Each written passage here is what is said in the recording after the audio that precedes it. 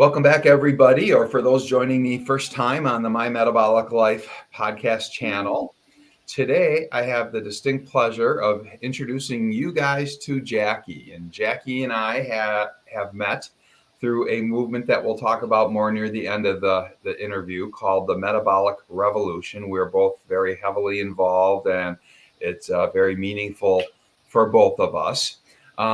And we were in Washington, D.C. just a little over 2 weeks ago. Can't believe it's been 2 weeks already since this has been done, with all the months of planning to get it up and running.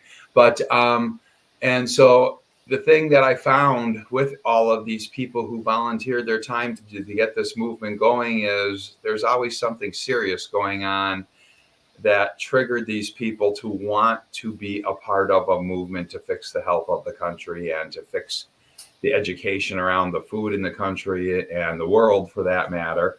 And so I'm planning on trying to interview everybody from that organization and movement. And today we get the pleasure of listening to Jacqui's story. They're all a little different. They all bring different texture to this fabric of metabolic health. And so, Jacqui, I'm going to ask, could you please introduce yourself and kind of where your journey began with all of this? And I'm going to just sit back and enjoy it. All right. Brett, thank you for having me. I'm really excited about it. I watched a couple of the other volunteers from MR and wanted to say thank you to them for all the help. My name is Jacqui Hosfeld, and I started low carb keto in 2007. So I got there by watching a movie called Fathead. Really recommend it. By Tom Naughton. Yeah, he's great. Yeah, really funny. Oh yeah. And there's some cartoons and everything, so it's a really nice primer into how to look at science studies and a little bit of the history.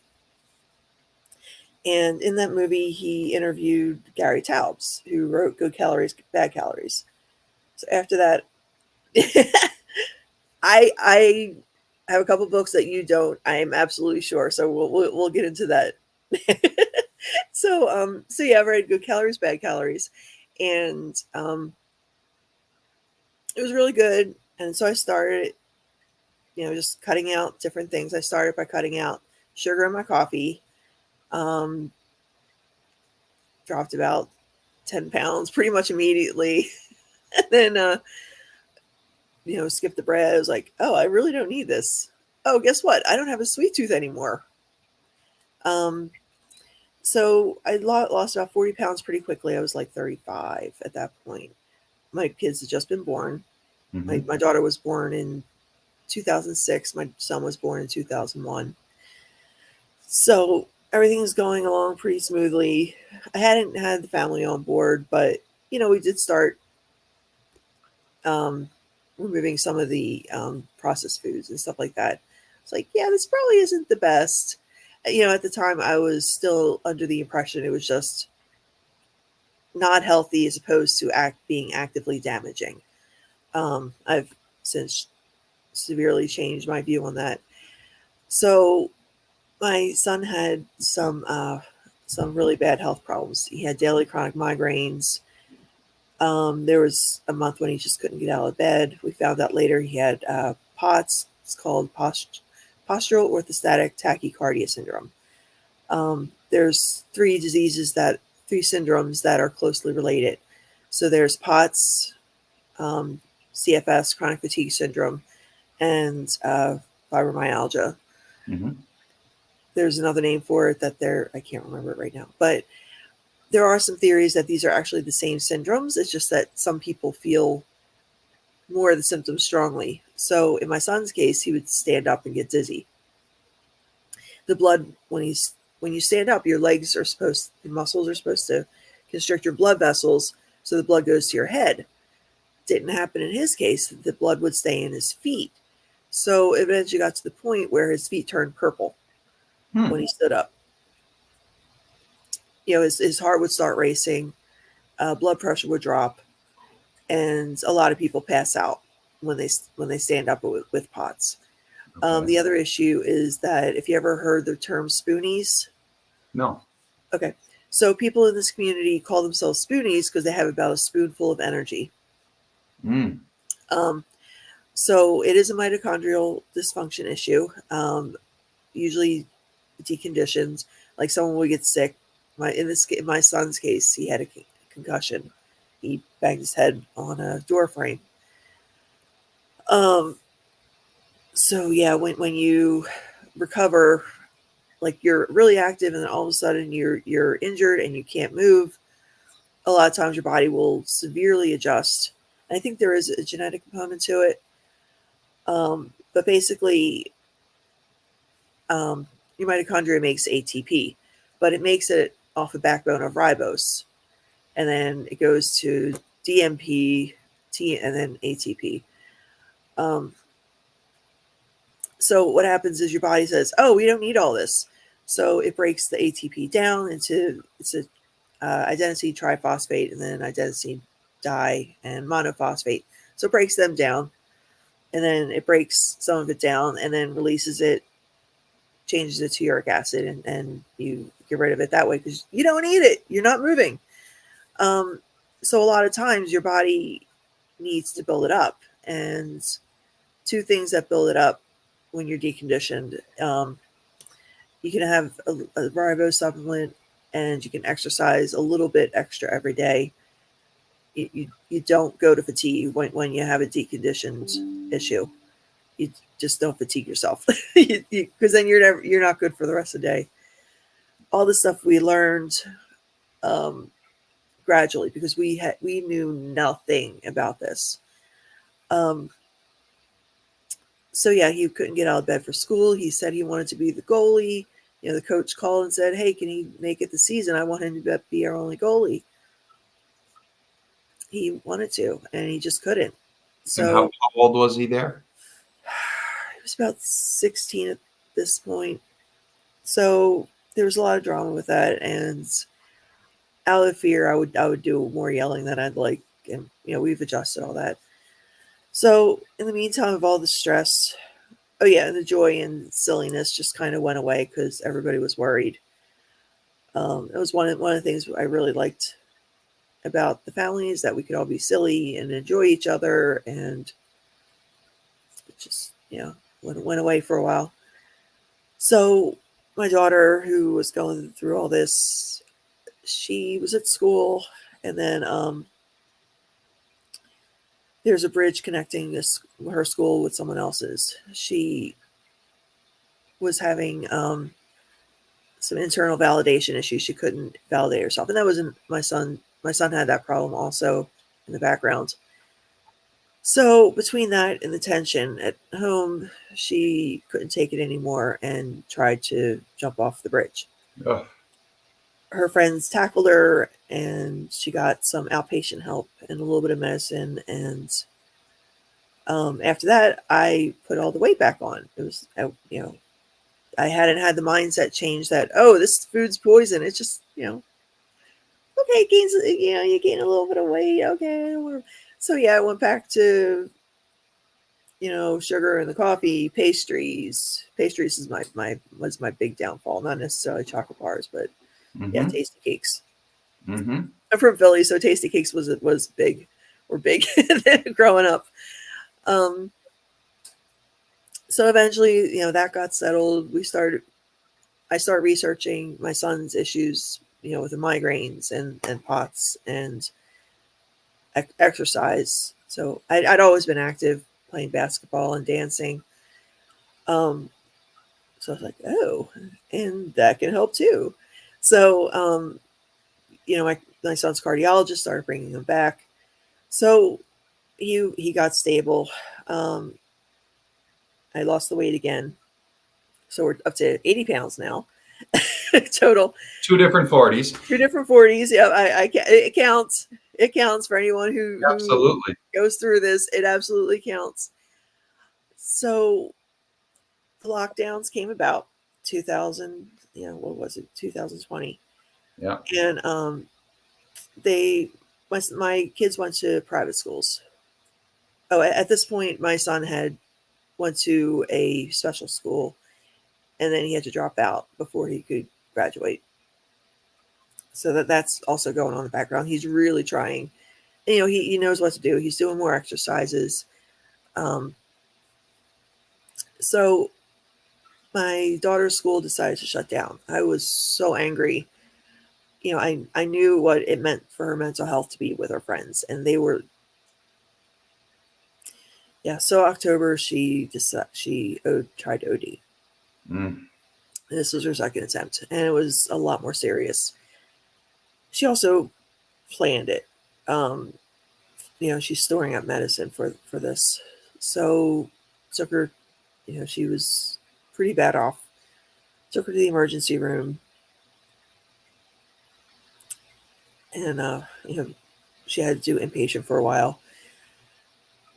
Yeah, it was lockdowns. It wasn't necessarily COVID, because by that time we had enough information that we knew that kids really were affected.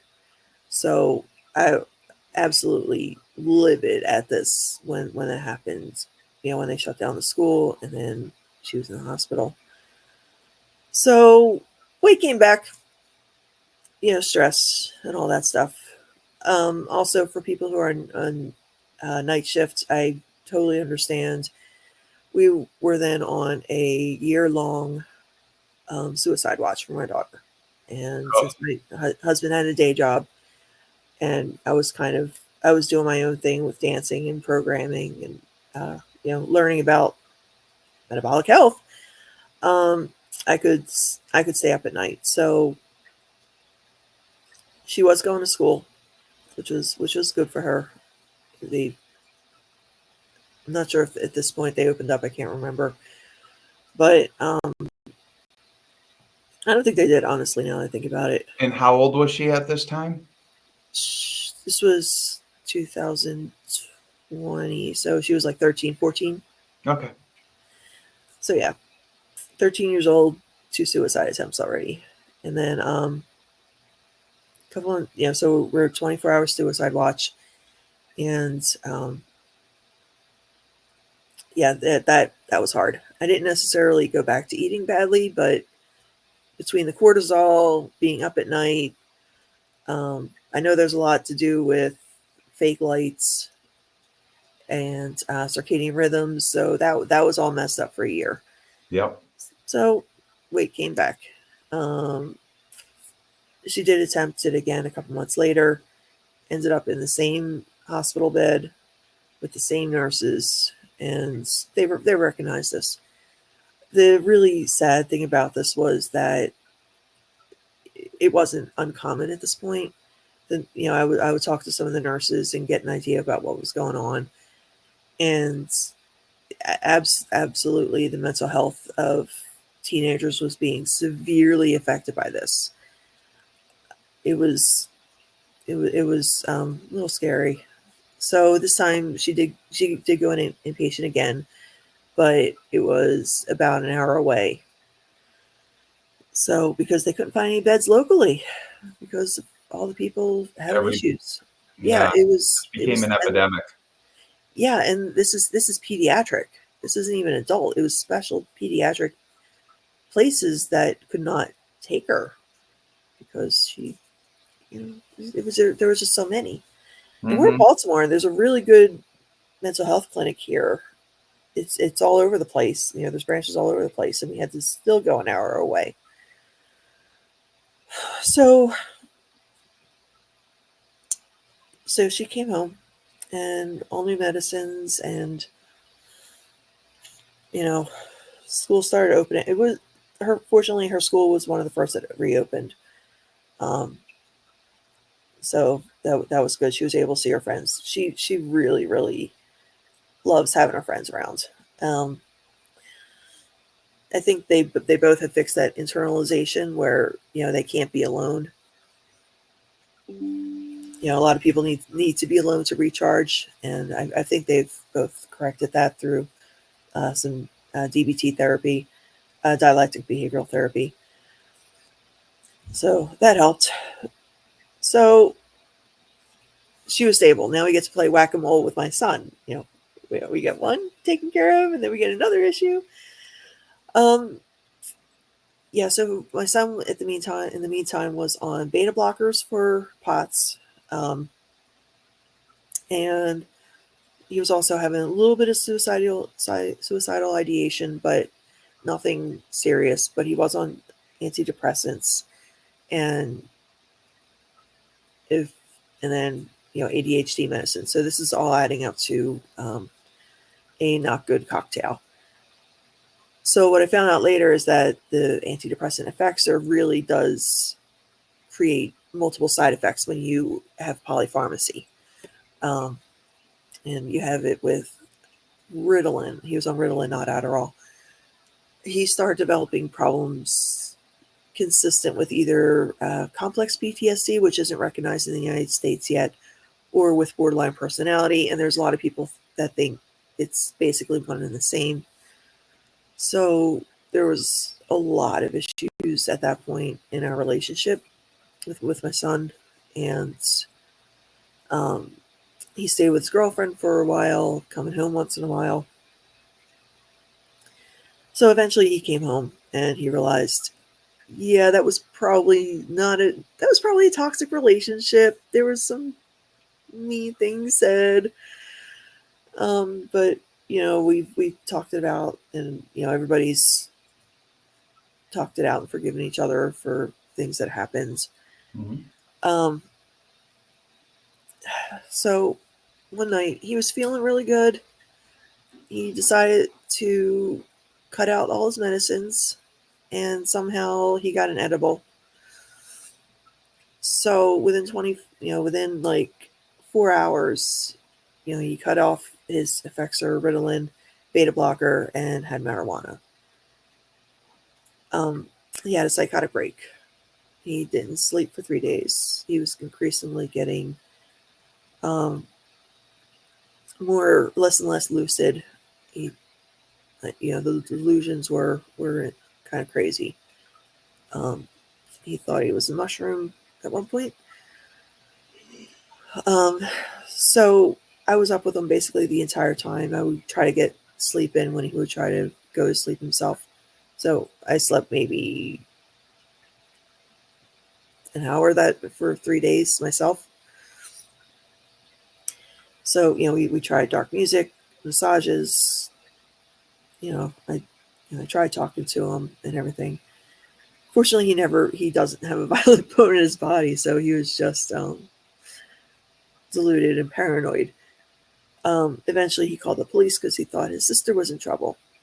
So he heard noises outside. We have, you can see the window, a lot of animal noises coming from the back. So he got scared, thought something was going to come get his sister. So he called the police, and he ended up wandering around outside, which I didn't see him leave the house. Our door's kind of shadowed a little bit. So he was wandering around outside. The police found him and said, they knocked on the door 3 o'clock in the morning. I was awake. Is he related to you? I was like, yeah, I'm so sorry. I have a recording here. If you need to, he isn't well. He's like, no, ma'am, we don't need it. He is absolutely not doing well. So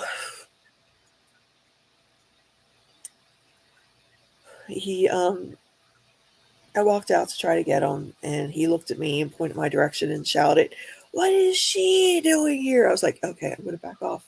Mm-hmm. He's surrounded by 3 police. One of them had their hand on his gun. So I backed off. My husband was able to get in there. They were going to take him away in an ambulance, but he wasn't ready to go. So he just sat on the ground and waited. And then eventually my husband got out there and talked him into going. So they took him away in a squad car and took him to the same hospital my daughter was in twice. So yeah, he was inpatient for a while at in the place in Baltimore, and we had conversations. I visited him every day. Actually, can I throw in a PSA here? Absolutely. Okay. What we didn't know was that if you do not if you are a single adult, please have somebody give them the medical rights to know what you're doing, whether it's your parent, a sibling, best friends. But as a married couple, my husband has the right to know where I am, has the right to help with my treatment if I'm incapacitated. We didn't have that actually we had it for my son, but I forgot because it had been a few years. A medical power of attorney. That's what it is, medical power of attorney. So when he went there, being an adult, he just turned 18. They checked him in, and we would call to see how he was doing. We can neither confirm nor deny the existence of that person. Oh my, yeah. So that happened for 3 days while he was still, he was still under the effect of psychosis. So eventually he did sign, and we got there to visit him. And gradually you could have more and more lucid conversations, and he does remember a lot of it. Not all of it, but a lot of it. Enough to scare him. So he got out. Now we're all like on the mend. So that was the tics, except for that. So everything was going well. I started going back to the keto diet again. My daughter was on Abilify and a bunch of other things. So side effects from Abilify include muscular tics. So she would just start doing this once in a while, started getting bad. Talked to the psychiatrist, so we took her down to a half dose, and it got worse temporarily. Then it started, there was a verbal component after that. So it was like, whoa. One night it got to be so bad it looked like a convulsion. So I was just sitting with her, holding her hand. She was crying. We eventually got her. There was no weaning off of Abilify. We just had to get her off it. A couple weeks later, it was gone. She gets them once in a while, but now it's associated with caffeine and sugar. And every time she says my tics are coming back, I was like, okay, stop. You got to stop that. Let's lay off the caffeine for a while. Send me back sad emojis. I'm like, sorry. you know this. Just need a reminder. So since then, things have been going a lot better. That was the last incident, so knock on wood. They're both in college. My son got his GED, and he's going to our local community college for psychology, which is really cool. My daughter's staying at a college up in Boston. We just visited her this past weekend. She's doing really well. She has a girlfriend now, her first one, and really, really nice friend group. Yep. Yeah. So that's where we are now. They're not entirely on board, but I'll do things like sauces made from bone broth. We don't let junk food in the house. So at least this is a safe zone for them and for me. If I go out, I might have a little bit of my husband's bread. My husband's like, whatever. he's still, he believes in science, but he's not ready. My kids have spoken up about getting more involved with low carbing, and my son does want to try keto at some point, but he's not quite ready. He knows about the potential of it. I've taken Georgia Eads' course for practitioners when she first set it up in 2021. I probably had to renew that because her book Change Your Diet, Change Your Mind was really good. And I'd like to contrast against Chris Palmer's book, and I know you have that right behind your ear. I can see it, the nice blue. So those two books are a nice contrast. Chris Palmer's book is more of a call to action, especially for people in the mental health field. And then Georgia Eads' book is more like a how-to guide if you wanted to do it yourself. So we'd have to do it ourselves and get a little bit of help from the the psychiatrist that my kids are seeing, they're not. I mean, they're okay with deprescribing, but they're not aware of the metabolic interventions you can do. There's actually no doctors, no psychiatrists in Maryland that are that can do this yet. Hopefully that'll change. What's one of the things that I'm trying to do is trying to do some outreach, especially to my kids' practice, because they're up for prescribing, but they're like, well, the symptoms can come back. Yes, they can. But if you do the metabolic interventions and you're eating whole foods, the chances are a lot less likely for them to come back. Remove the triggers. Exactly. So that's our thing right now. Wow. So, not trying to transition, but this is the question that's in my head at the moment. Because if there's more to dive into in this part, I don't want to take us elsewhere. I think that's good for where I've been.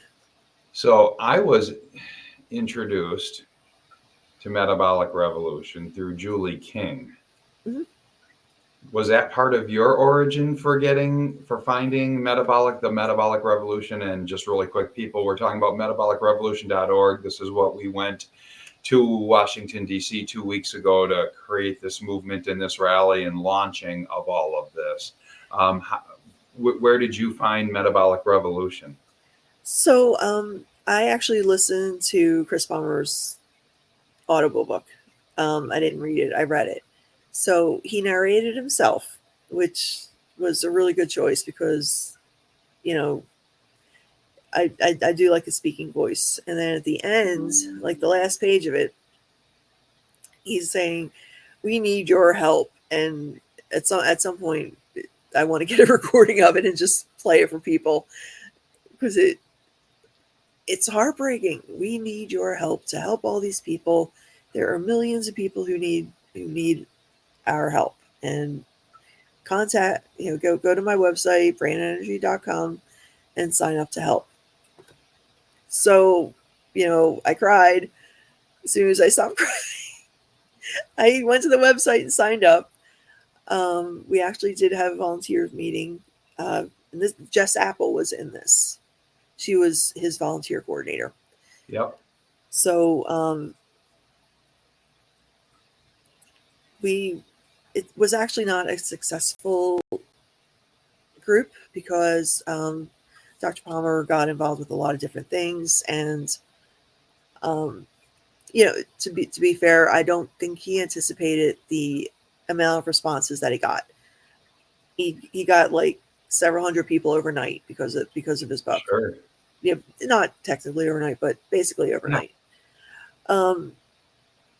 So, I would be talking to Jess. I wrote a couple things with a couple other health coaches, a lot of health coaches in it, which was nice. So, she would try to keep things organized and try to keep the writing flowing. And I don't know if anything ever got published from what I did with Brain Energy, but that's okay. I mean, we're moving on, and he started a really good movement as far as the mental health goes. Mental health and keto. The funny thing was when I was listening to it, I'd already put the pieces together, but for my own self, I wasn't ready. I wasn't, I'm not all that, I never felt the need to outreach just to my kids, but I had all those links to show my kids, look, this, and this, look, depression, ADHD, autism. And, I went back to school for a degree in it. So every single paper I had to write was basically on low carb, mental health, any kind of metabolic intervention, so learned about red light and stuff like that. So yeah, I pretty much put it all together. And then that all these diseases are basically metabolic diseases, all related to mitochondria. And this is where the books come in. So Lee knows there's Lino has a book about mitochondria, and then there's I'll have to give you the links, and you can put it in the show notes. Sure. I'll send you. Absolutely. But there's two really really good books about mitochondria, and I know Dr. Palmer read them because he referred to them. They're like touchstone books for anybody who's interested in mitochondria. So yeah, I'll get you those. So yeah, that organization kind of fell by the wayside, but Jess and I stayed friends. And we had, she has her own things to share. Mhm. So I won't divulge that, but we bonded a little bit, and she was very concerned about my kids, and we would talk about my kids a lot via email. Yep. So when she started this, I'm not sure how Julie got on board, but I had met Julie before Metabolic Revolution, but we kind of, we had a couple of emails, so I knew of her and talked to her a couple of times. So Jess got me on board, and for a long time, I didn't even know it was the same person that I'd been talking to earlier. And I was like, oh, okay, pieces come together. Okay, great, awesome. It's not like you had anything on your mind at all during all of this, right? No, nothing at all. No, yeah, just normal life. Oh my god. So yeah, um, so yeah, I ended up becoming the volunteer and outreach coordinator for Metabolic Revolution. So I was the one telling everybody what to do, which was a lot of fun, and and everybody came through so And we beautifully. all loved it because, you need to have a quarterback who's got a plan and a vision and has thought through everything that's going to happen that day we're there while leading up to it and everything else. I mean, Yeah, otherwise, it's a bunch of people who want to do good, but nobody's ready to know A, B, C, D. yeah, yeah. So Jess was definitely the thing I liked about Jess's style was that she did leave me to do what I felt was best. And like, so she lives in Tel Aviv. Yes. So in the morning, like 9 o'clock in the morning, I'd get my list. Jacqui, I need help. So she's juggling. She's doing all her outreach to different charities and organizations and everything. And she's got all these plates in the air. So I was like her plate catcher too. So So, I'd see, okay, this person can do this, this person can do this. Okay, I got that. So yeah, like, and Nicole would take care of extra graphics that we needed. Natalie was taking care of signal and a bunch of other little things that I needed. Like, so when you're looking at the macro, it's hard to look at the micro, the details. So I was definitely in the macro view for a lot of it.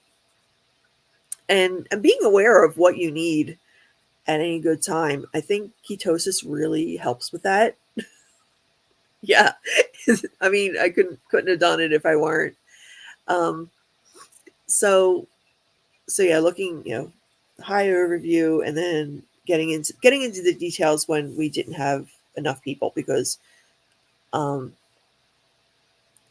we could have used a couple more people, but so I just filled in and did whatever, so people were busy with their things. And then when there was like little things that people couldn't do, I would shift and get into the details. But Mhm. yeah, Natalie was basically my assistant.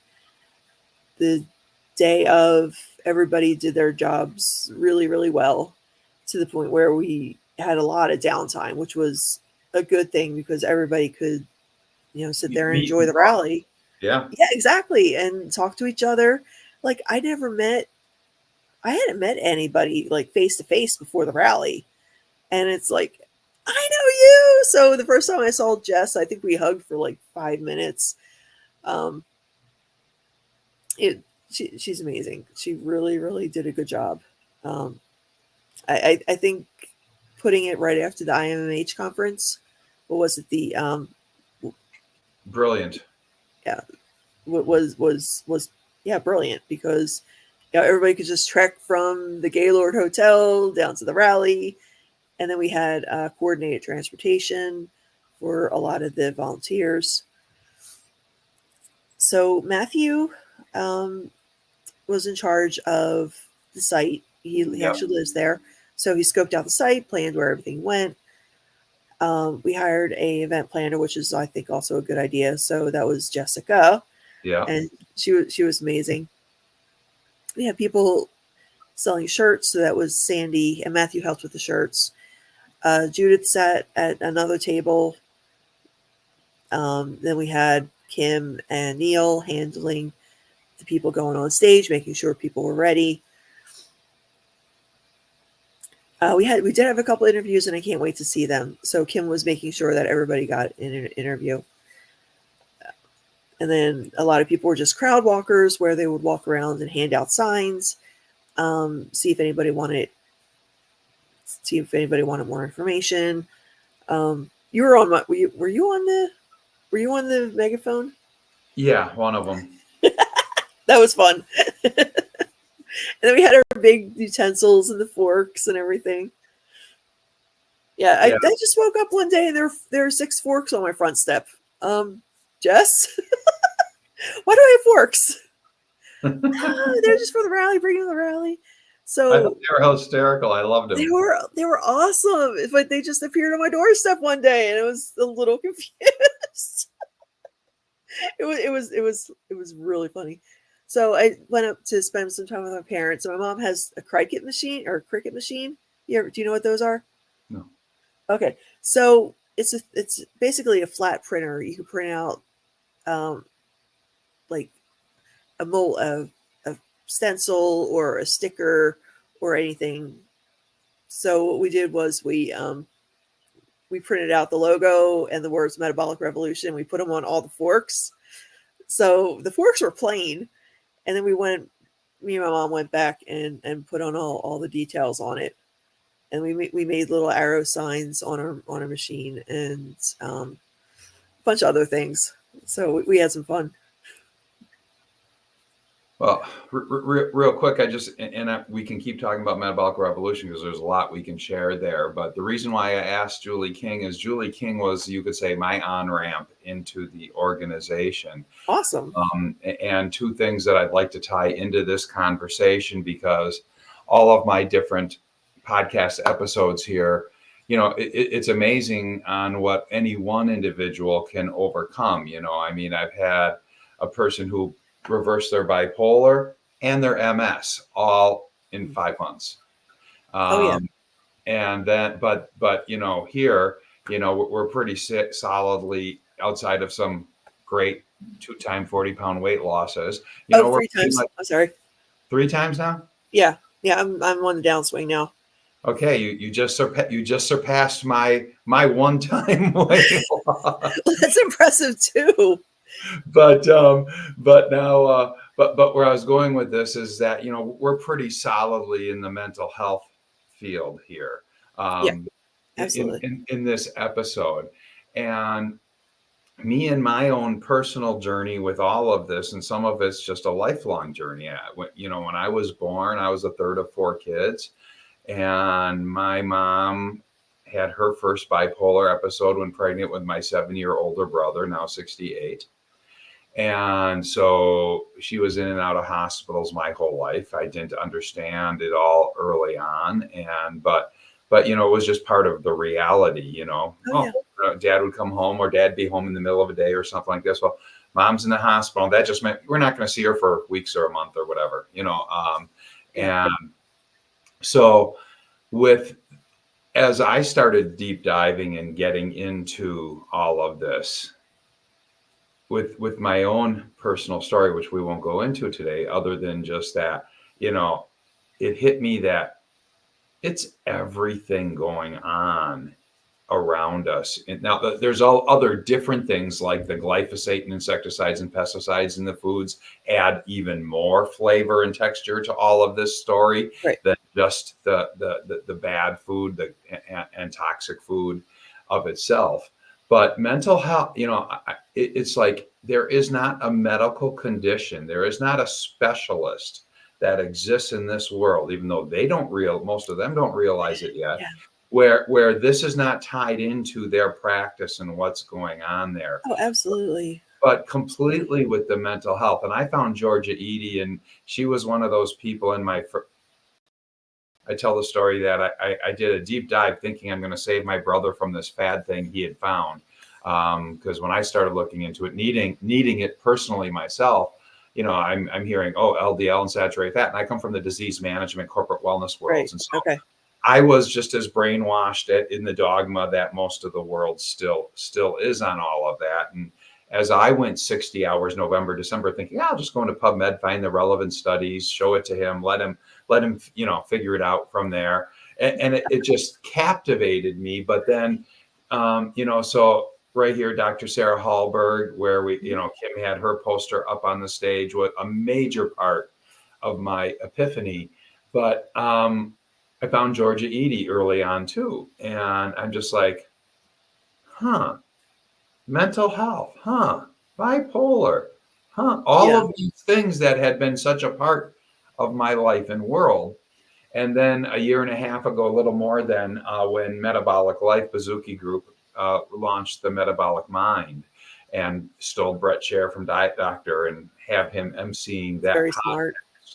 And I'm just like, oh my God. So I was going to a year and a half earlier kind of launch all of this for myself until I won't go deep into that story at all, but I had not yet understand all of the what I now refer to as the quantum biology and circadian biology aspects and how much this all ties into, and you can create insulin resistance, thus the root cause of much of this stuff with many people. And once I realized there's so many more ways to do that, I go, oops, I got to go back to what I call Brett University and just dig deep and keep learning more and spend 8 to 10 hours a day on all these topics until I feel I know them more. Because if I'm not understanding the whole, as much of the 360 as I can, when I jump in to try to individually not now have people pay me to help them with this kind of stuff. But when Metabolic Mind came out, I found it so fascinating with my family history and everything. Oh yeah. And other elements of the family and friends. And, there isn't a family around that doesn't have mental health touching them in some way or manner, whether it's their own life, their personal life, or their personal friends or family's life. I mean, it's just so pervasive across everything. Anyhow, so over this last year, as I was really year and a half deep diving, the whole quantum and circadian, I'm very much through X, old Twitter, following everything that the Bazooki Group and Jan Bazooki and everything puts out. Oh yeah. At Metabolic Mind, and I keep finding this Julie King, like everywhere that I am, and she either likes it or reposts it right before me or right after. Nice. So I'm just like, so I just reached out to Julie. And I'm just like, well, as I'm going to move into the next phase of launching everything I'm trying to do right now with all of this, I go, I can't just be an observer from the back anymore. I got to get more networked in and start talking to and meeting people. And so we had like a 2-hour first conversation. And so you understand her story and all. Yeah. And so it's that's why I thought you might have been her conduit with how your two stories had some overlap. Yeah. But she's the one. We definitely talked about our stories, and I can't even imagine. So, I'm sure I'll have Julie on here at some point in time too, and she can go through her story. But yes, I mean, anybody who's had a kid try to commit suicide or successfully commit suicide, and that became Julie's big thing. She has a kind of, she believes, narrowed down to that while away in college, her son was put on some SSRI, various mental health drugs that created a psychotic break that took something and exasperated it and led him to a suicide.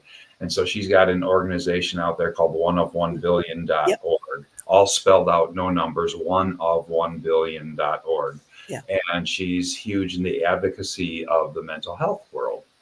And so when I reached out to her and she explained her whole story, and I'm just sitting there, much as I'm sitting here listening to yours, and I'm just like,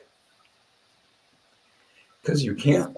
It's crazy. You can only She imagine is if you incredibly go tough. through that. Like these people are what you and her were going through. I mean, how do you not feel that if you? I've got 2 kids behind me here, and now 2 granddaughters.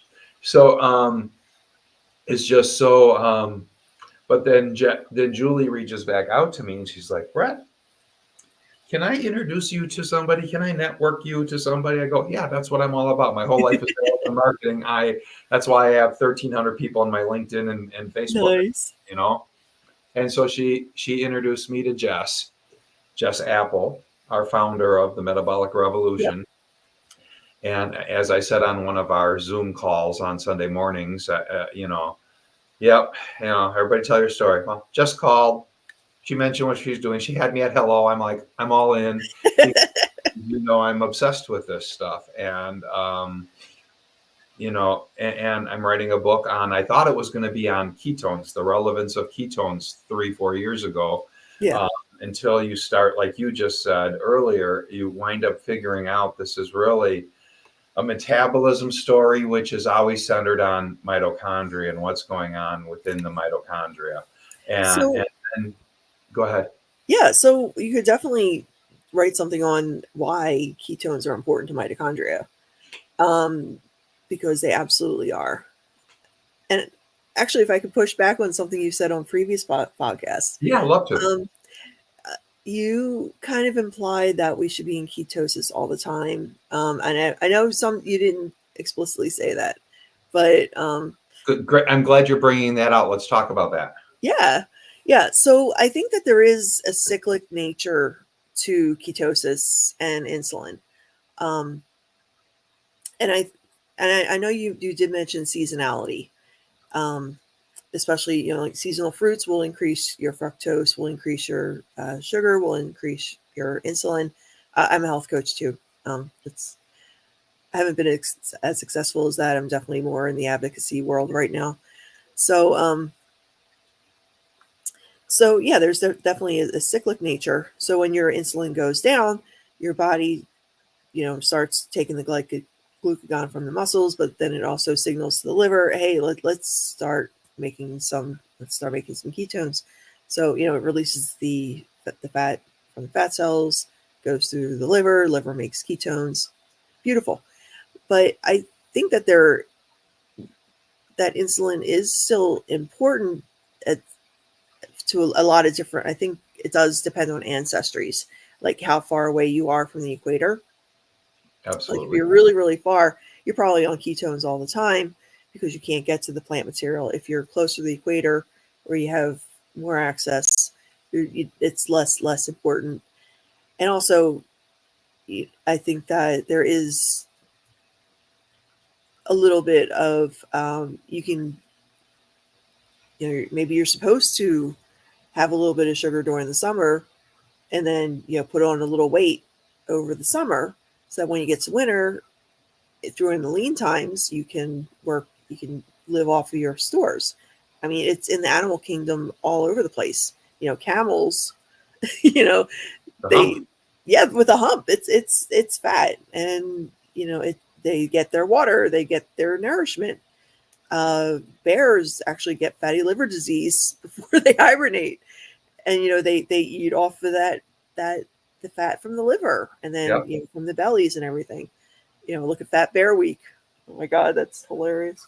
Yeah, all the kids out there are watching Fat Bear Week, which, maybe they shouldn't live stream.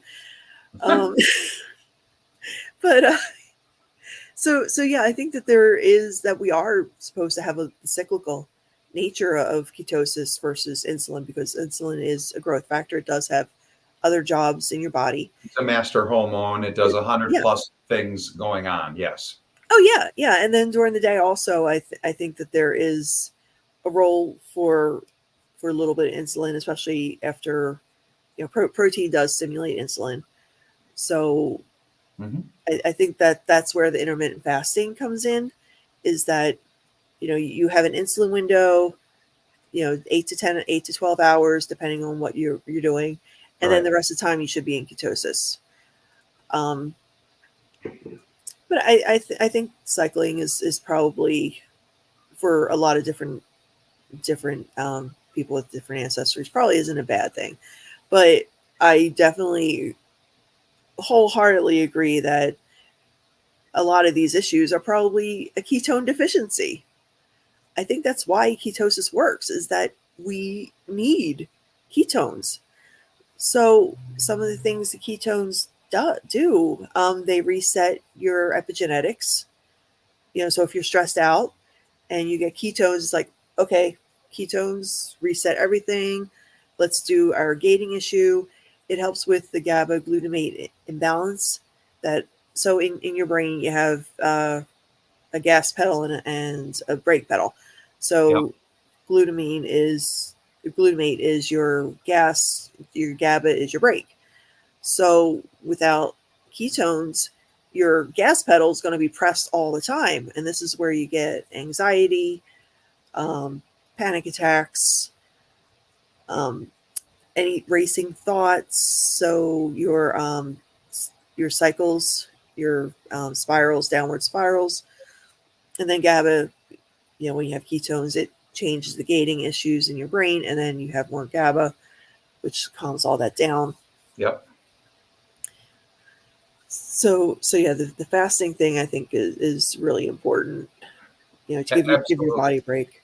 And let me put a point on your comment about where I say you have to be in ketosis all the time, because I do this a lot on my videos. I go, well, there's a spectrum to all of this thing. There's the right side, there's the left side, and just like you can do this as a vegan vegetarian, you can do this as a carnivore. That blows people's minds. Well, we all get very dogmatic with how we were raised and the social norms of what we're all in, and all of this. But anyhow,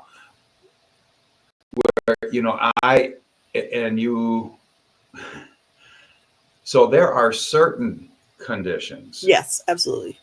That people, and some of them you would say in the mental health area, that people that have reversed their schizophrenia, their bipolar, that if they don't maintain a consistent level of those ketones going at all times, for what it does for the brain and their particular condition, when you have children with epilepsy. And this is what's so incredibly mind-boggling. Well, I mean, there's so much that's mind-boggling with all of this. But when you're looking at it through the epilepsy filter, that if we're talking about keeping seizures away, we're not going to re-enter Kool-Aid and Oreos at a birthday party if the mom's sitting right there. It's just it's just one of those things. It's like a nut allergy. You're not going to purposely give your kid nuts if you think they're going to need an EpiPen or an emergency room visit. Exactly. But with that epilepsy, the thing where I said it's just so fascinating is that when you understand that for most of about 68 to 70% of the kids respond to the ketogenic diet and wipe out their seizures with it. It doesn't happen unfortunately, it would be great if it would happen for 100%. But if they're on there for 3 to 5 years, they usually they have now cured themselves. They are able to have to stay in ketosis. The Charlie Foundation, Charlie Foundation, has brought all of that out, and the lead dietitian still on their board. It wasn't until I was going down all the quantum health stuff that I was watching. I don't know if you pay attention to Dr. Sarah Pugh from the UK. She's big into the whole circadian quantum stuff, and she was interviewing a dietitian, and I'm watching it. And she goes, I'm from here. She goes, it looks like you're cold weather climate like I am here in the UK. And she goes, I'm in Wisconsin. And I knew who this person was because I had heard her on other things. I just didn't know she lived within 10 miles of me. Oh my gosh. So the lead dietitian from what is Children's Hospital here back in the 90s, Jim Abrams, that got hooked up with her. And she's the one who was using ketogenic diets in epileptic children. She wrote the guidelines for all of this, and she lived just miles from me. We did coffee, and but where I'm kind of going, and and I'm curious with your coach background and obviously incredible knowledge with all of this, just a sounding board you with Yeah. this. Um, One of the things that I personally believe in, and again, this could be dogma, this could just be my belief, is that one of the most critical things when you're working with somebody new is not just to cut the carbs. Yes, I want to phase in and I want to get them, where they're not going to have the keto flu, the electrolyte Right. issue, all of these other different things. But I try to let them say, because most people come to keto through diet, which is where I came from. It I was big and I was Right. way too big, and I saw my brother drop 30 pounds, and so I wanted to see, is this for me? But where I work with people is in my whole strategy and overarching philosophy. Stop building it up. Say it, Brett. It is that this comes down to becoming fat adapted and flipping the metabolism Yeah. back. Yeah. That you don't have to live in ketosis 24/7, 365. We're human. We're still going to go to family get togethers, Christmases, birthday parties, and do different things that even when we know better and realize what kind of poison it is, I'll have moments of weakness and do stupid stuff. But as long as you can flip the metabolism, Mhm. and when you look at this through the filter of, oh, I reversed my heart disease. Yeah. Oh, I no longer have arthritis. Oh, Dr. Palmer and Georgia Eady are helping people reverse their bipolar, schizophrenia, Yep. anxiety, depression. Oh, Absolutely. epilepsy. Oh, every single thing, and where I mentioned no carb life with Dave Mack. I don't even remember whether that was before we were recording or not, but he has 800 testimonials of people Yeah. that have predominantly through ketovorish, carnivore, it's carnivore heavy channel, 80,000 subscribers and 800 stories. He's trying to get to 1,000. Yeah. He's hoping to by the end of this year. I've got a goal of having 500 stories within 2 years of August 1st when I I think launch that's awesome. Yeah. in launching this channel, because if you realize all of the personal stories of some, and carnivore is really just the biggest elimination way of getting into Yep. ketosis, but you're probably also taking such a large enough bolus or amount of protein at any one meal, because a lot of people do it one meal a day. Yeah. Some of them do it two or three, 2 or but 3. Yeah.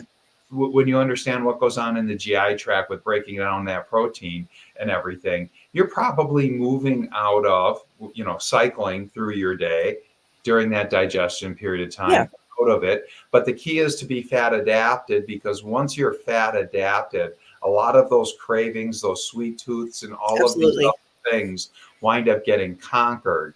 And my whole thing is, now that I realize that this isn't a way, it took me not long. I mean, because I put like 60 hours November, December of 18 into this, that this is all about the body healing. And I believe that Yeah. that in the state of nutritional ketosis, there's no way that this can be instrumental in everybody reversing almost everything they're experiencing. And Absolutely. that's being over the top, but you get what I mean, because Mhm. you know how broad and wide this is. That the body just, it's our natural physiologic state. It's the one every baby is born in. And and I even asked, I have conversations with ChatGPT, Jacqui, because not Oh, yeah. everybody I know. I know it's bad. talk to me. But so I started saying, well, considering every baby's born in the state of nutritional ketosis, and if they're on their mother's breast milk, which is 60 to 70% saturated fat, they maintain it.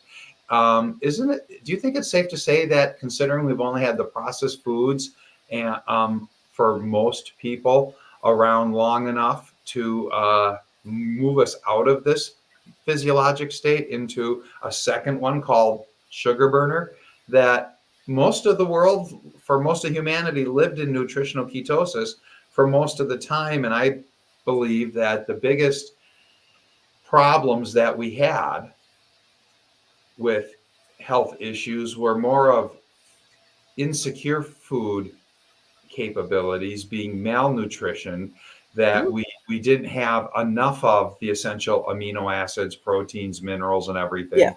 And that's where the downfalls all came from. We just, where you bring up the hibernation and the animal kingdom and everything, yeah, we're hardwired to eat those berries and those seasonal things because we used to have to deal with, leaner times.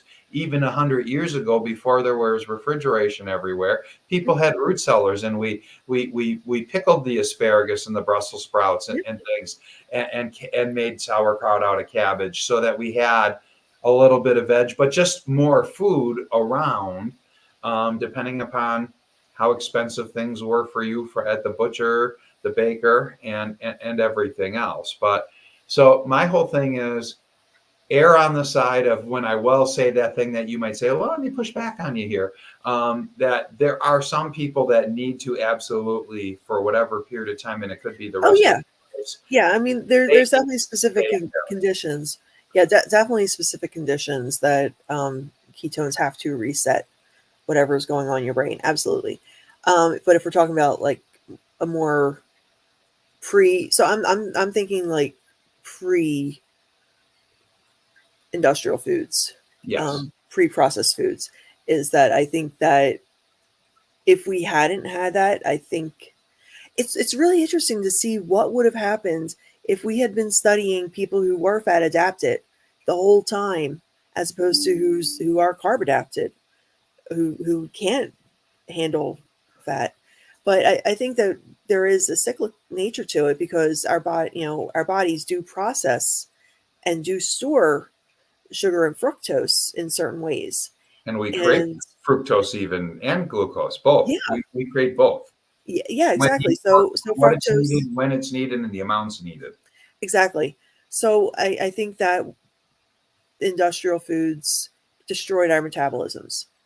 And I think that we should be, barring that, we should be closer to, storing sugar, because our bodies still do it. It's not like we just urinate it out.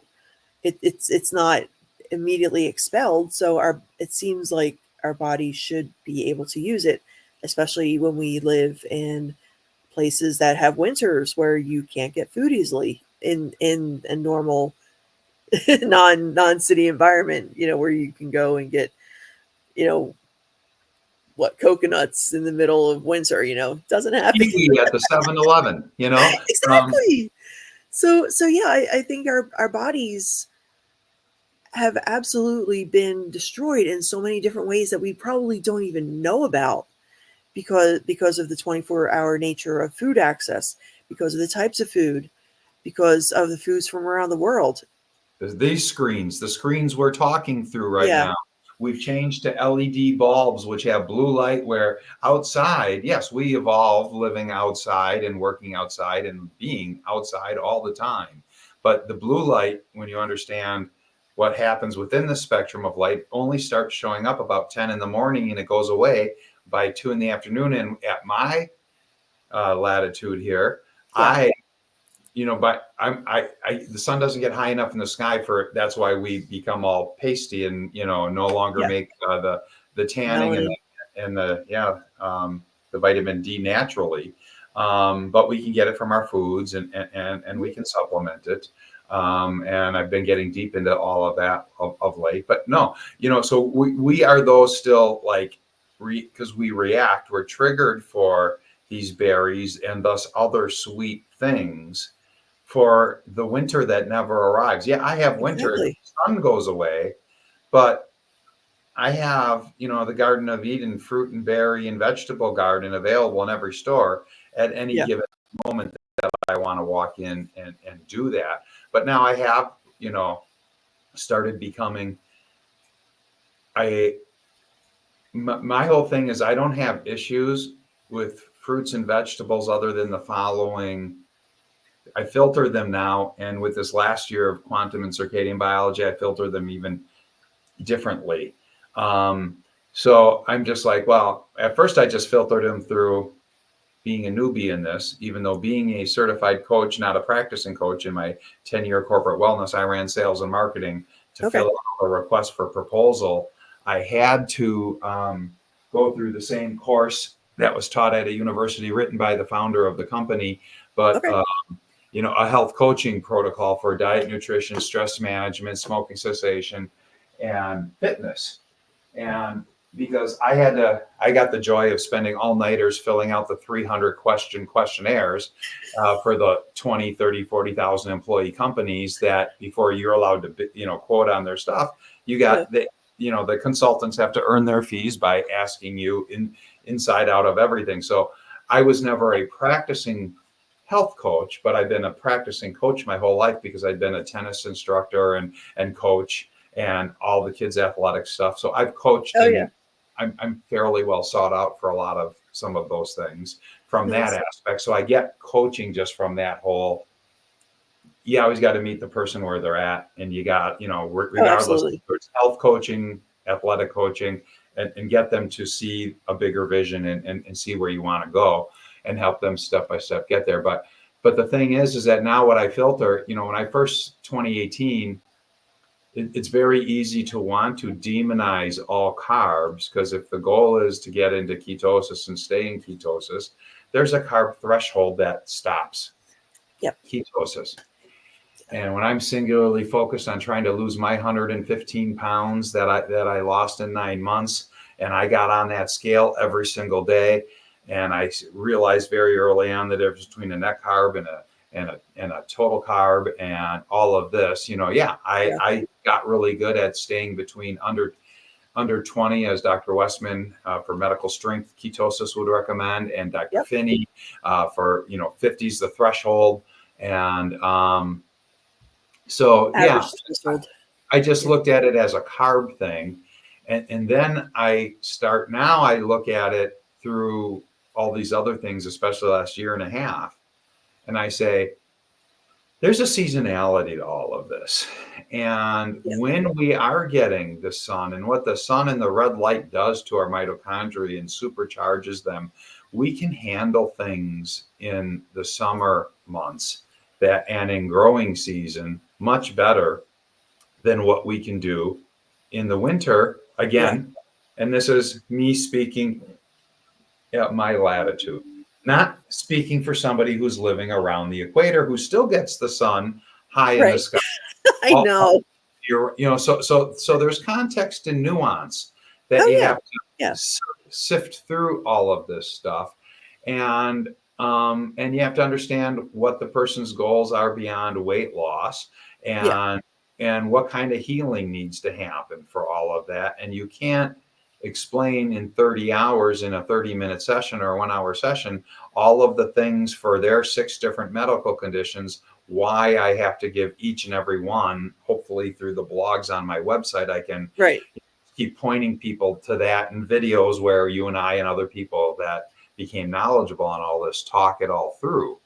And that, because people don't want to pay 30 hours to hear me talk for 30 hours. I can't even handle hearing myself talk on the replays of this thing. But I try to critique myself and say, what could I have done different or said it better? Or ask a question in a different way. But so I filter all of now what, so yes, I try to be, you could say, for the last 2 years, much more carnivore over the winters.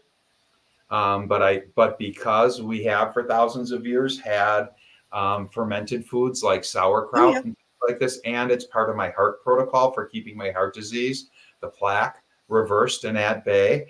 I believe the science and the data shows that, and that's how, I reversed all the soft plaque in my body, and a chunk of the calcified, and we'll see where that goes through time with the rest of it. But as long as I'm not laying down new soft plaque or building calcified plaque, whatever's there, I should be just fine with. Knock wood, God willing. And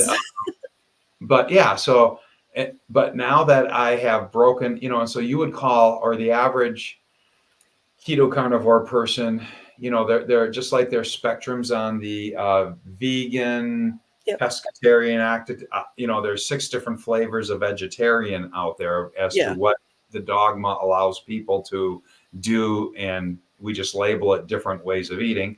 Well, I I've for the last 5-6 years really lived in the ketovore world Mhm. because I try to keep myself at under 20 total carbs, 95 out of 100 meals a Yeah. month. Okay, or Yeah. 95% of the time. And I'll go days without having more than 10 to 12 to 15 carbs, or Yep. weeks. And so I'm probably historically for most of this time, because I fell in love with the term nutrivore in my first 6 months of losing all that weight, that I just focus on eating the most nutriently dense, bioavailable food Yep. that my body can absorb. And that all tends to come from the animal side of the protein world. And I think we screwed up our whole mental health and everything by avoiding the animal fats that come Oh, with it. absolutely. Because that's where all Absolutely. the vitamins and the fat soluble vitamins and other things that and essential fatty acids that the body needs as building block to do what it needs to do. Yeah. And that's why we've seen the mental health go like this, just like we've seen the fat go like this in our population, the obesity and the diabetes. These are Yeah. also intertwined. So to me, as I've been now, you can say, coming out into the podcast world and expanding my networking, and I have a goal of 500 interviews, and I'm going to get there. Trust me. You wouldn't believe I know. how booked up I am through November already. But I, I first hit on my first guest episode, of which I've had like 15 now on different podcasts, was on Dave's No Carb Life, and he had me back 3 times in 6 weeks. Nice. And so people that were very heavy duty into carnivore started finding me and reaching out to me. And so like I've got like 20 clients that Yeah. all want to try from the carnivore way and I'm all for it. I'm like, hey, Yeah. you're in nutritional ketosis. I think you and I would both probably agree that there is no such thing as an essential carbohydrate, because through gluconeogenesis, Absolutely. the liver Yeah. creates all of the glucose. Could there be benefits to some of the polyphenols and the other things going on inside of the fruits and vegetables? Yes. There's probably some beneficial things, but you also have to understand there's oxalates, there's anti-nutrients, Yeah. there's phytotoxins and all these other things, which are negatives that react with Right. a lot of people as well. So yeah. So what I tell my family, I haven't, I don't have my own clients, but I've been working heavily with my family. I got Yeah. like 10 people in my family now. Um, seasonality is important if you want to stick with plants. Um, Also rotate them, because every plant is going to have their own anti-nutrients and their own nutrients. So your body can handle, like you said, if you're metabolically healthy, you can expel them pretty easily. If you're not loading it up with other crap. If you're only having a little bit of an anti-nutrient, your body can expel it pretty easily. So yeah, stick with the leafy greens, make sure they're cooked. If you do beans, make sure that they're soaked, maybe sprouted if they're not dried, and you have to boil them. Every bean has a different level because they have a lot of anti-nutrients. So, you boil them And for a certain amount. if you don't, they're going to kill you anyhow. So, Yeah, they basically. have to be Yeah, boiled, or it's a suicide pill. yeah, So, yeah. Yeah. So they're different things. Oh, and also local. If that plant can be grown in your local area, it's going to be more in tune with your circadian rhythm, with your biology, because you're in the same soil, you're in the same sun patterns, same light patterns. So if you're going, for the coconuts and the pineapples is the other one I was thinking of. If you're going for the pineapples and you're in New Jersey, it's not going to be, not necessarily the best thing for you. Make sure it's in the summer so you can, back off it later. Um, and the other thing, do you have the book Circadian Code by Dr. Sachin Panda? I'm aware of him, and I've listened, or I've listened to Dr. Okay. Pond, but I haven't gotten the book yet. Okay. I recommend it. Yeah. So, he's talking about there's circadian rhythms and how there's every organ basically has their own system, but there's two general systems. So there's the one activated by your eyes, and it's light based, and the other is basically your food. Your digestive system has its own rhythm, and they do interconnect and talk. But when you eat after mealtime, like before, like 3-4 hours before you go to bed, you're basically kicking your GI system into awake mode. And then that eventually triggers into your other systems saying, oh, we should be awake. So that's really, really big, that your digestive system has to rest. It can't do everything it needs to do if you're eating all the time while you're awake. You absolutely need to give it at least 3 hours, 2 to 3, 4 hours, whatever you can give it before you go to bed. It has to heal. If you have these toxins, or if you have a slight sensitivity to a protein like gluten or any of the other 700 chemicals in wheat right now, your body has to heal from that. Like all the endothelial cell, all the cell linings, the cell lining of your stomach has to heal. The mucous membrane has to heal. If you're eating emulsifiers, Keep those tight junctions happening all, so you all don't the get tight junctions have to heal up. Yeah, it has to build up the mucous membrane again, the mucus layer inside your stomach. So you absolutely need to rest, and then all your organs just need a break. Your liver needs a break to get rid of all. If you have any kind of fat that accumulated during the day in your liver, that can go out. Pancreas needs a break, so that can shut down. Oh yeah, and also if your stomach's taking a break, it can do, all the microbes and everything can build all those nice neurotransmitters, because 90% of your neurotransmitters are actually made in your stomach. Your vagus nerve that connects your head to your stomach can take a break, but you absolutely have to stop eating a couple hours before you go to bed for you to have good sleep, because otherwise you're going to have really bad. And actually you've seen this if because you follow all the bipolar casts and everything, and people with bipolar and schizophrenia, that's part of it is sleep. So the biggest thing is ketosis, but the second thing is sleep, and they are so tied together that no wonder that those are the two priorities for people healing from the really, really severe mental illnesses.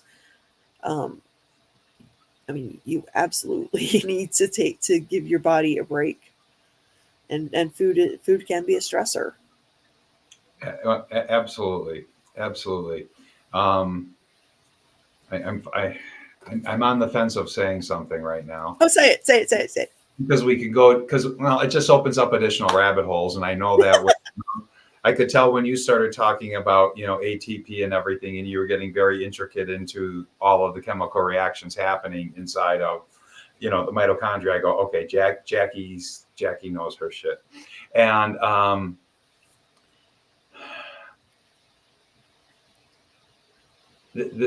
so this comes back to we'll throw it under the umbrella of the metabolic revolution. Let's do it. And from yours and my personal, we'll call it activism, advocacy and activism scenarios, I never thought I'd find myself being an activist for anybody, because I always said, way out there, not me. I could never see myself identifying. I had naturally become an advocate, but I get the polite company term is upset with what's going on, because I'm just sitting here as we're talking back and forth, tight junctions, everything that's going on with getting into minutia on a lot of these things. I get upset that the medical world, it's not the doctor's fault that they weren't taught any of this stuff in medical school. What I get upset about is that this is all known in the literature. You and I didn't go out and start using test tubes and start doing crazy experiments to find things.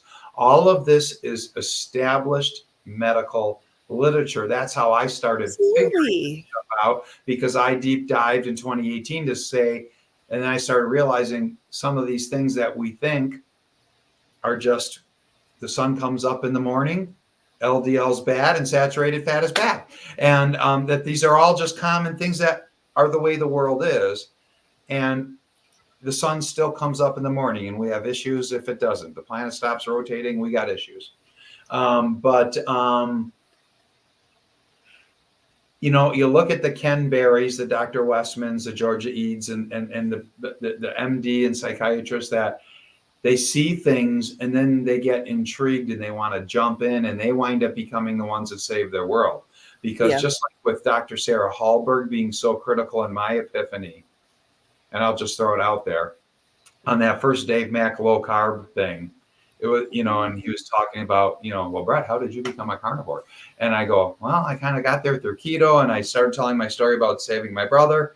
And she was incredibly instrumental in all of this, because me having been a decade in the disease management world, and then the epiphany is there shouldn't be a disease management world. There should be a disease reversal world. That should be what everything is focused on. But when you now 12,000 hours of looking at this and my whole professional career, health insurance, how do you pay for all these CPT codes and claims and things going on? And then that offshoots of corporate wellness and disease management. And the reason corporate wellness rarely works for most people is it's the same reason primary care rarely works for most people. They have the wrong premise. Well, the premise, which is false, but it perpetuates the premise, is that because if we only teach, and you and I are, and here I'm doing my left and right thing again, if we only teach ketoacidosis, which you and I are both going to say, a life-threatening problem if you're an uncontrolled type 1 diabetic who can't create insulin, and you're going to go ketones into levels that nobody naturally can get to without having a broken pancreas. But that's the only time that the word keto or ketosis, because me, 30 plus years of health insurance, corporate wellness, disease management, I had never heard the word keto or ketone or ketosis in my whole career.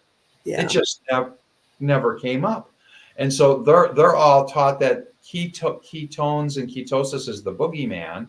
And there's this whole other, they're not taught that every baby's born in the state of ketosis. Even with you as a mother not being in ketosis, the womb is in ketosis. And ChatGPT and everything else saying, it's a safe assumption that all of humanity, for the most part, lived in the physiologic reality of nutritional ketosis and cycled out of it with some meals or some seasons or some whatever, but we lived in this fat adapted state. So we always had the ability to properly use ketones and create them. But so that's where I was going with this is I just get so mad that it's all designed as you keep paying attention to this. And I realized my whole 30-year career, I mean, I was in health insurance, pharma, and corporate wellness disease management.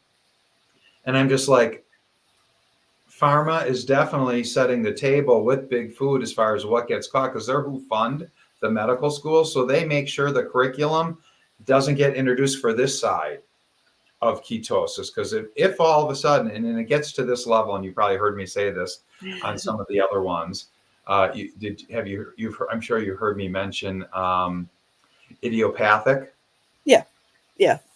Idiots, we don't know what's causing it. So idiopathic, Latin for of unknown origin, and almost everything that the primary care, internal medicine, and pediatric doctor puts as a code in their electronic medical record so it can get reimbursed by the insurance company: idiopathic hypertension, idiopathic type 2 diabetes, idiopathic heart disease. It just maintains the illusion and allows them to stay, I'll say, brainwashed and uninquisitive over, well, what could really be doing this with all of my patients for 30, 40 years? How do you not wake up and start putting two and two together with some of this stuff? It's crazy. There's a lack of curiosity, because if there's one thing we talked about, all these doctors that were practicing regular medicine, the one thing they got curious. That is the biggest difference, I think, because the doctors in our space, they got paid to not see it. They got paid, I'm sure they got some stipends from farm once in a while, big farm once in a while, to hey, try the sample, let's go to lunch or something like that, like subtle things. But it is ever present. But the people in our space got curious. They found an anomaly and followed it. You have to do your own research and to get yourself healthy at this point, which is absolutely abhorrent. We should not have to be fighting to not be poisoned. We absolutely should not be in this fight right now, and it's a fight. We shouldn't be saying don't kill my kids. We shouldn't be saying I want my brain back. That should be ours. My time should be my time. This should not have to be happening. Well, It is absolutely infuriating, and people in the space are infuriated. They are angry. Well, we've seen the wreckage. We've seen the carnage of what it's done to ourselves, our families, and those around us. If you get to the level of understanding this, you've seen the carnage and you can't unsee it. And then you read the change your diet, change your mind, Georgia EDU. You read brain energy, and even good energy from the Means, Dr. Means and her brother Callie, Casey and Callie Means. They go more general across all metabolic instead of focusing on the mental health. But the thing is that many of the things that what healthcare looks at as, well, I've got a pill for that. Yeah.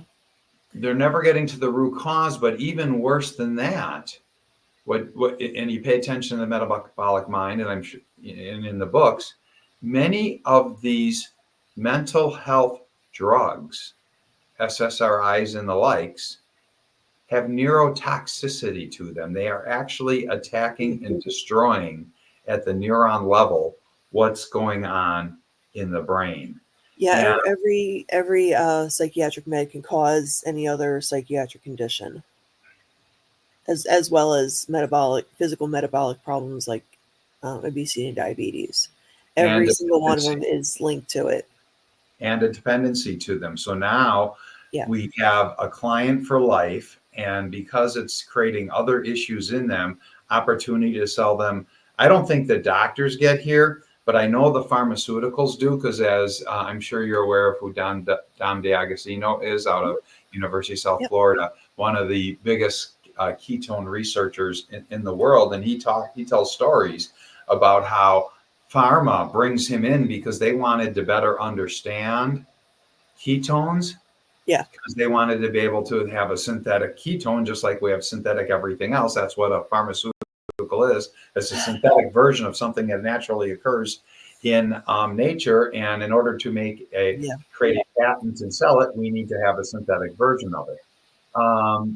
But he's like, they started getting very frustrated because as he went through his whole presentation, there is no one medication. In fact, you can take the totality of all medications on the marketplace right now that can do what ketones do across your body as a singling molecule, as an energy source, as a calm source, as an anti-inflammatory source, as every little thing that is genetic resetter, regulating your whole genetic situation. I mean, every single thing that comes back to ketones and mitochondria, I'll lump the two of them together.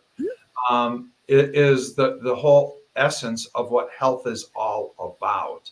And they started realizing, oh, we're wasting our time talking to Dom here now because we can't get a drug to work on one mechanism in the body, let alone yet everywhere on everything in the body. There's no way we're ever going to synthesize something like this.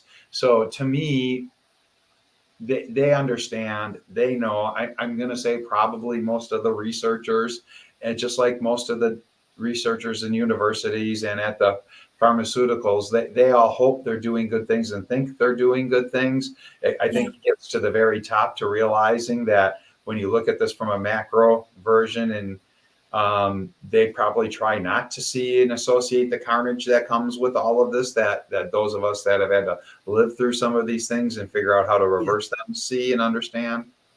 But I've kept you for an hour and a half of your morning. We've been recording for an hour 30. It feels like Oh my 20 gosh.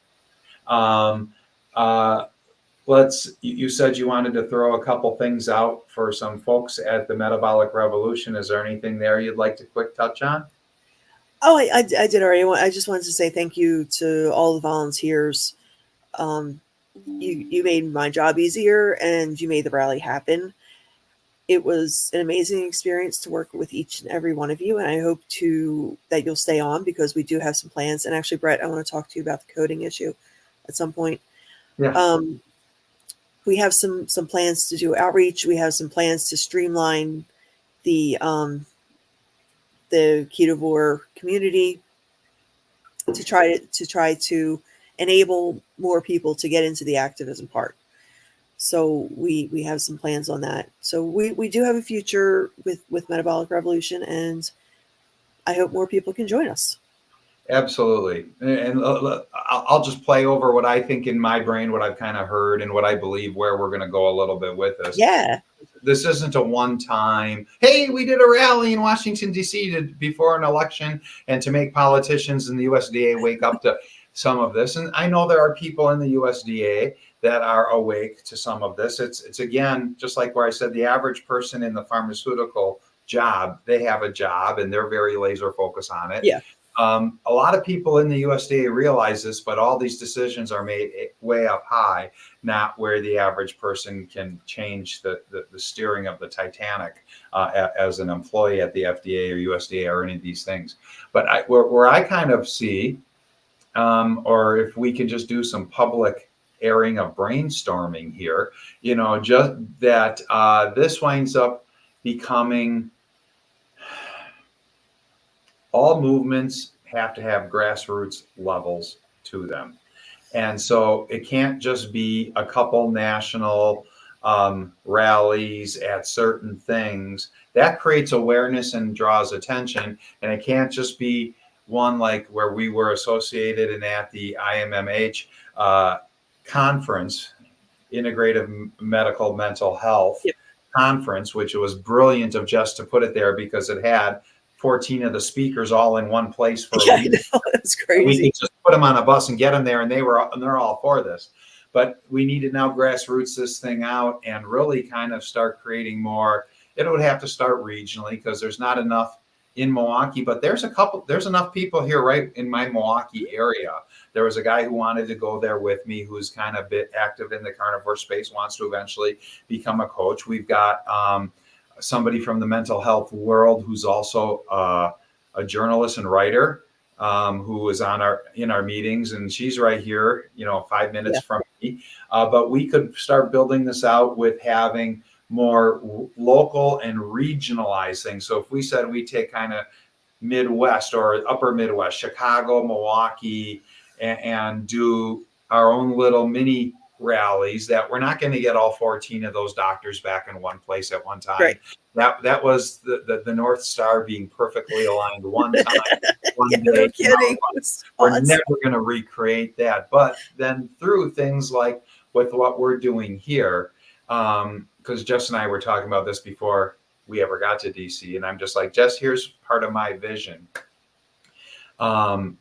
Whether or whoever Metabolic Revolution chooses to MC a channel, great and awesome. I can be behind the scenes and do whatever and help assist with that because I'm figuring out this whole part of the world. But I'm going to interview 500 people and I'm going to get to 2,000. I'm going to get to 10,000 because this is just hardwired into my DNA now. Epigenetically, this is all. So, but what I said to Jess was, and she fully agreed. So I don't think I'm talking out of turn or anything here. That, let's take all of those 5 to 10 minute, 14 speeches that happened, our little parade of success, where those of us that went up and did our 30 to 45 second things, and we're going to create our own podcast channel to make sure that this gets out to everybody, because we couldn't have the whole world standing at the Washington Monument Right. watching Golden Stage. But then let's bring each one of those 14 people and all 20 of us that have our own stories and metabolic health journeys on why we're investing our own time and money. I mean, just being on all those Zoom calls on Sunday mornings, one of the few things I do in life is I play platform tennis on Sunday mornings. So Nice. I gave up like 5-6 of those weeks, and then the week to go there. That's why I haven't been on a call the last 2 weeks, because my friends are like, you need to come back. Nice.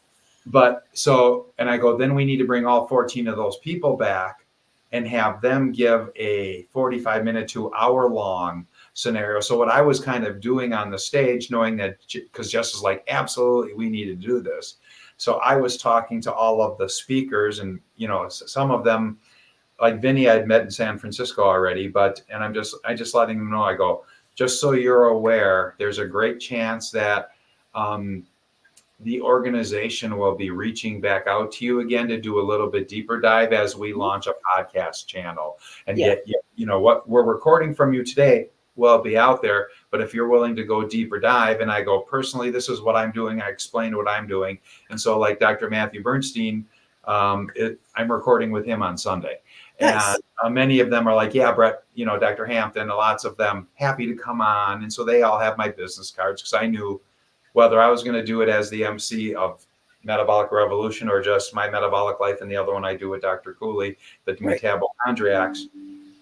I want all of them both, but I tell them, I go, and if I wind up getting to be the one who's allowed to be the interviewer for MR, then we can double dip it and we can launch it in both places, and I don't have to take 2 hours of your time. We can do it all in one. So I think we need to grassroots have local as we can start getting to, and as it grows and more people, just like originally just found ways to pulling all of the 20 of us that are the beginning of this, there are 20,000 people who would love to assist, because you pay attention to No Carb Life. And another great thing, because I also, are you familiar with Kerry Mann and his documentary he's creating called Healing Humanity? Yeah, I've heard of that. So back when we were trying to still build all of, get ready for the DC, Kerry Mann is an individual who lives, again, 2 hours from me here in Wisconsin, a little town called Monroe, Wisconsin. He found carnivore a year and a half ago, not even a full 2 years ago, reversed his 3 different mental health issues and 3 cardiac issues. Yeah. And he's just like, and so I started listening to him a year and a half ago on No Carb Life, Dave Mack, that podcast I keep coming back to. And he went to do crowdsource funding, GoFundMe type stuff, for $200,000. And he's just finishing up his documentary, and he raised $200,000, and he's been flying all over the country. And so like Dr. Barry, Dr. Hampton, he was just in Florida with Georgia Ede this last week shooting. He's coming on my podcast I'm going on the 12th. He's coming on mine on the 14th. But back in the day, it was so hard because he was so busy with all of this. And I'm listening to him on other things. He goes, people are saying they can't get a hold of me. I understand. I'm just too focused on getting this Healing Humanity documentary done. But if you donate to Healing Humanity, I guarantee I'll reply to an email that you send. So I went and donated to Healing Humanity, sent him an email saying, we've got this metabolic revolution, if you're not aware of it, even though some of the people in his documentary were going to be on stage. And he goes, I'll look into it. And I think he had a quick call with Jess. I think that's what instigated all of that. And I hope Metabolic Revolution gets into his documentary. But it's going to be big. But he's got 200,000 plus subscribers. He had a homesteading podcast channel that is now all a Healing Humanity, ketosis, carnivore aspect, and getting into all of this. And what he's done in a year and a half is just mind numbing. But with all of these different channels out there, I've got only 350 building, hopefully to thousands. But I just launched in August. So, but we're going to grow this thing by having, I could see in 4 to 5 years from now that somewhere in this country, as well as somebody who I interviewed the week before going to DC, Lisa Laness, who's from Minneapolis but lives in Spain right now, and people that I'm communicating with in the UK and Australia right now, this is not a US thing. This is a worldwide thing. This is to every community that has processed food crap, food imitations that are causing all of these problems. So I think we're going to grow this thing out in metabolic revolution, until every doctor understands what's going on with all of this. I don't see it ending until we've reclaimed it all. And because once you fix a doctor, every time, I will say my catchphrase in No Carb Life is, well, Dave, in 2018, I broke my brain. And then in 2019, I started breaking some doctors' brains. Yeah. And now one of them is a co-host of mine, and he's a cardiologist on another podcast. But that's one of my overarching goals, because we can work with people one-on-one, but there's only so many people we can individually touch in a given day, which is why the podcast allows me to touch thousands of eventual people. But every time I break a doctor's brain and help them understand the side of ketosis they weren't taught, I go to bed feeling great, because 3,000 people get fixed because their doctor now gets to the root cause of what's going on and stops poisoning them. So that is, for me, that's where I see it all going. We're going to have local chapters of this in every state and in multiple countries and on every continent. And so India has been themselves. They're only dealing with the malnutrition issue. I'm sorry, go ahead. Yeah, India is actually really big into low carb now. There's a lot of, well, maybe not the whole country, but I know that there's a lot of practitioners from India, and 3 of them actually donated to Metabolic Revolution, which is really cool. Was one of them? I think Dr. Verma was one of them, because I had him. Think so. I had him on my podcast before we went to DC, or excuse me, I was on his podcast. He's still, we're bringing him on to mine. Okay. But so he's in New Delhi. He's an ER doctor. And one of my ladies that came on my channel, Colleen, from New Jersey, who reversed her MS and many other issues going carnivore. He's carnivore. And in India, takes a whole nother meaning to it, with a lot of vegetarian type stuff going on in that country. But so she introduced the 2 of us, and he's an amazing guy. And it's going to keep getting out there, and that's where I see it all going. I don't know if you agree with everything I just threw in there as my public vision of where I think we're going to go with this. Yeah, I think local chapters are a good idea, but also have task-based committees in mind too. So we're working on different committees and organization structures and things like that right now. Mm-hmm. And chapter might not be a great word, but just be able to be a mobile group of people who can come and do an awareness rally at every state capital, at every public health place, at every major city type of a thing. Yeah, and especially out in the Midwest. Things that you're not being taught. Yeah. So especially in the Midwest, I think what you can start doing is going after like any Bureau of Land Management branches, because most people will end up going some kind of meat route, and our meat has to be good quality. So start going after land management practices. And I know a lot of them would want to sell more product. And, if you convince them to do more grass finishing, you can actually sell more parts of the animal. Like you can sell beef liver and it won't be all fatty. I don't think it's good for us to eat fatty liver, but no. Liver, fine. Healthy liver and every healthy part of an animal. Absolutely great. Yeah. And it can also be ground beef as well, just in trace amounts. So.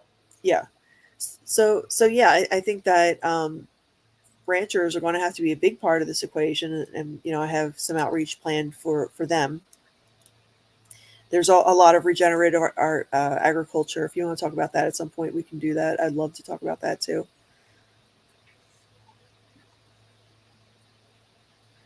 Yep, yep. Read that, Sacred Cow. So, oh my God, what I'm reading right now is Dr. Alan Savory's got textbook on how to do regenerative agriculture. It's like 45 chapters. Like, I'm glutton for punishment here. So, does it blow your mind all the different little rabbit holes we wind up going down as we, when you just think of what your first step into all of this, it's insane. It really is insane. I do have to come back to one thing real quick. We were talking about things that made us mad and why we're here. So we're talking about, the premises being bad. The thing that really, really gets me the most is when doctors and pharmacists blame the patient.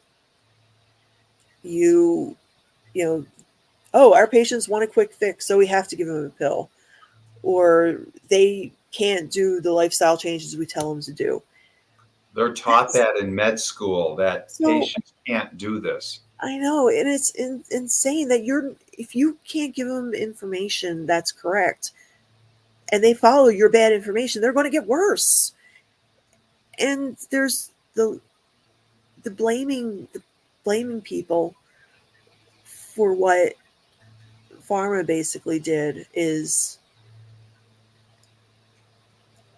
I mean, how can people not be incandescent at this situation? You are being blamed for your own condition when from the womb you are being fed poor nutrition, poisons. Even just the formulas. The formulas are insane. The baby formulas are absolutely poison. I looked into feeding to the feeding formulas for adults when you can't eat, and then the baby formulas, and they know it. I mean, Nestle, the candy company, bought out pharmaceutical companies so they can sell you drugs. The other side of it, the pharmaceuticals bought out the candy and the food companies so that they can the poison can keep creating the market share for their drugs. It's insane. And the tobacco companies buying all the so the tobacco they did, and they created the bliss point and the addictive nature of processed foods, but they did ditch the food companies after a while. Yep. Moved on to greener pastures, I guess. After they turned them on, just because it's not the nicotine in the tobacco that's the addictive thing. Nicotine itself is not addictive. It's the chemical composition of all the chemicals that got added to the tobacco that made it addictive. And that's what, when Philip Morris and R.J. Reynolds went and bought Nabisco, General Mills, and all these different things, that's what their scientists brought to the food scientists. Where you were talking about bliss point and what can we add? Read all those ingredients, people, on our grocery shelves, the labels, those things. None of these foods are available, even in Canada, as the same formulation, and in Europe. We are so corporately captured at all of our agencies, which is why we needed to be in DC to launch all of this. We started with that it's a food guidelines thing, but it traces right through every single medical condition, and medical condition. So the guidelines, whichever health association creates each guideline, the diabetes association, the heart association, all of these things, every one of the pharmaceuticals and food companies make sure that they are on the boards of all of those things. They're the number one funding resource for all of those things. And so the people who run the studies that get the outcomes that they want are the ones writing the recommendations and guidelines. So this is a guideline by guideline battle that we're in across. But the guidelines really do. I'm from that whole CPT coding aspect and third-party administrators just processing the claims. And So yeah, it's just not. Was there something else you wanted to ask me? You were just saying. Oh, it floated away. That's okay. But we're talking We about can come outreach. back on and go down all different kinds of rabbit holes through time as often as you want to take on a particular topic. We can do them together. Yeah, I'd Um, love to do institutions and why how they're affected so much. I actually it's another advocacy movement I'm involved in. So yeah, I'd love to talk about that at some point too. Absolutely. Well, I do have to move on to another hustle that I have going on Of that course. allows me to you know live. So, Jacqui, first of all, thank you so much for you were so instrumental in so many parts of getting this metabolic revolution, especially with Jess having to be, she's in Tel Aviv and in different time zones. We needed people like yourself. We needed people like Matthew was brilliant to hire an Oh event yeah. coordinator, Jessica, to do all of this. And thank God there was enough early money to allow the things for the sound and everything else that happened to happen. Just the greatest group of people you could meet. It was All of amazing. these, Everybody involved was these amazing, 20 and I'll be people. And it started grateful. with like just 5, 6, 7 people and grew to 20, and we're going to grow it to 200. We're going to grow it to 2,000 over time. That's the hope. There's not a doubt in my mind, because every single one of us early 20, I'll say, are completely committed to making sure that it's going to happen. So, and we've got the, the 14 speakers that we had Yep. on that stage. They're going to keep doing all of this. And there's thousands of doctors that believe this around the world now. This is not 14 doctors who've all written Right. books. It's absolutely, absolutely thousands and thousands, hundreds of thousands of people have helped themselves, if not millions. Millions now, I believe. So absolutely. Well, Jacqui, thank you so much for we're at an hour and 51. So anybody who Oh my stayed on gosh, with us this long, I hope you hit the like button. I should have said this earlier if I was a better podcast host. Smash the like. you're Please getting there. share this with friends who, if there was any element of this conversation that touched you or you thought of, oh my God, my friend Sally, my friend John, my cousin is going through something like this, please share the video with them. Please share the channel with them. Even though you're probably about number 20, 21 of my videos at this moment, there are over 50 to 60 different conditions that people have reversed or radically improved through the Absolutely. use of nutritional ketosis. I go for the name metabolic therapy because it touches all of the different conditions out there. It's not just a diabetes thing, it's not just a Right. mental health thing. Metabolic therapy is all encompassing. Yep. That's what my book is going to eventually, as I get it done, be about. So it just, I keep learning more and more, and I go, oh, now I need to know more about this. Now I need to know.